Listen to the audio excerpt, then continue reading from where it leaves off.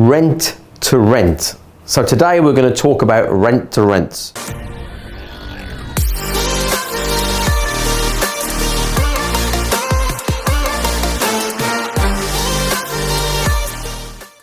Hi guys, welcome to another video. Today we're going to talk about rent to rent. There's been lots of confusion and there's been somebody commented on my last video that I did when I was talking about what beginners can do. And so I just want to clarify a few things here on my thoughts and feelings around rent to rent. So just before we start, don't forget to subscribe and hit that notification bell so you don't miss out on any of these videos. So rent to rent. Okay, so rent to rent. Okay, so what is it? So it's essentially where you go and rent a property off somebody, another landlord maybe. You then re-rent or sublet that property to tenants. So let's just put something on the board. So you rent a house for £500 per month. You then divide that into a HMO, so 6 rooms, and you rent each room out for £400.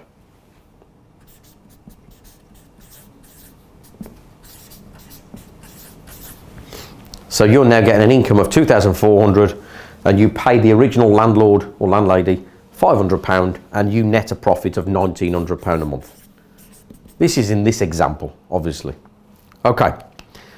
Do I like rent to rent? No. Okay.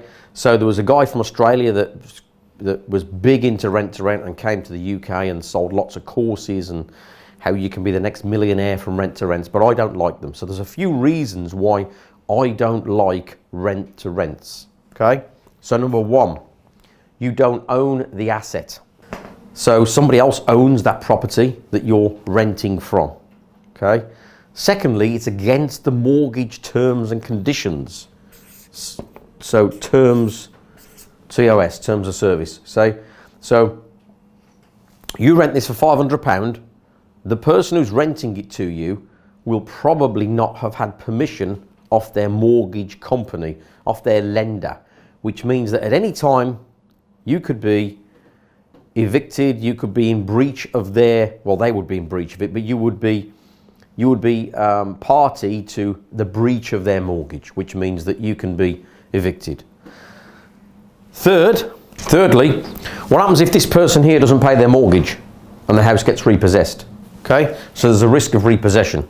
I know that there are people that have made a lot of money with rent to rent, and I know there are people that have just had the odd one rent to rent just to make a few extra pounds, and it's worked. And I'm not saying it won't work. Okay, all I'm saying is that personally for me, I don't do them for these reasons, and that's something you should be aware of, because you could do something similar to this and spend money converting that property to a HMO.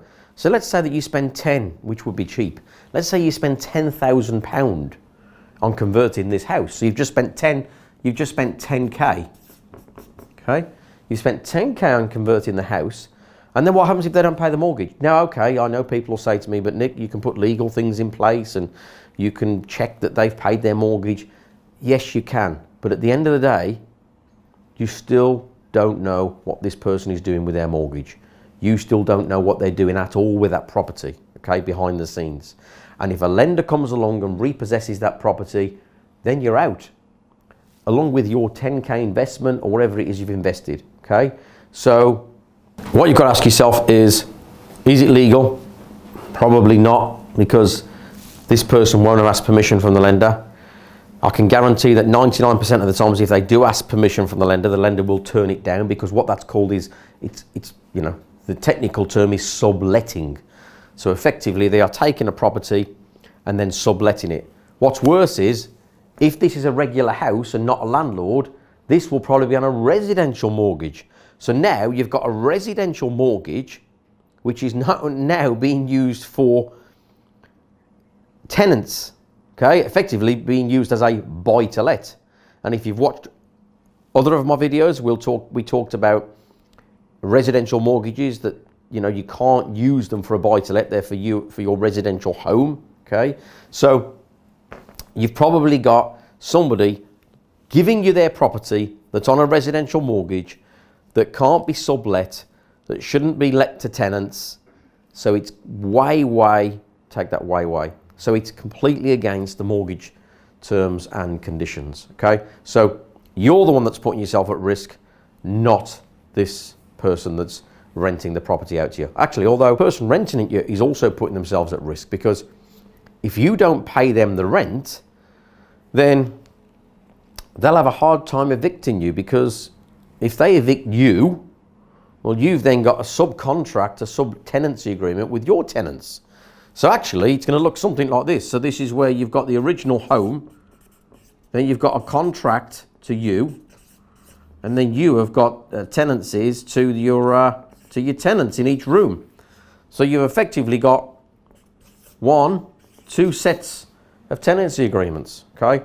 It's a complete mess. Now, as I say, there are people that have made money, and I'm sure people are going to comment on here saying, you know, I've done it and I've made money, and that's fine.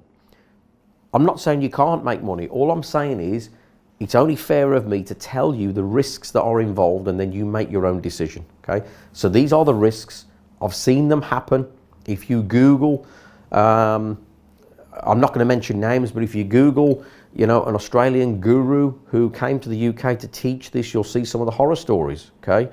And you'll see that it hasn't been plain sailing, okay? So, hope that's been useful, guys. As I say, just responding to questions I've been asked on Rent to Rent. So don't forget to like, subscribe and share. And if you've got any comments on this, I love to see your comments, and I love feedback, because that helps me know what you want to learn next. So comment below, let me know what you think, let me know what you want to learn. See you next time, guys.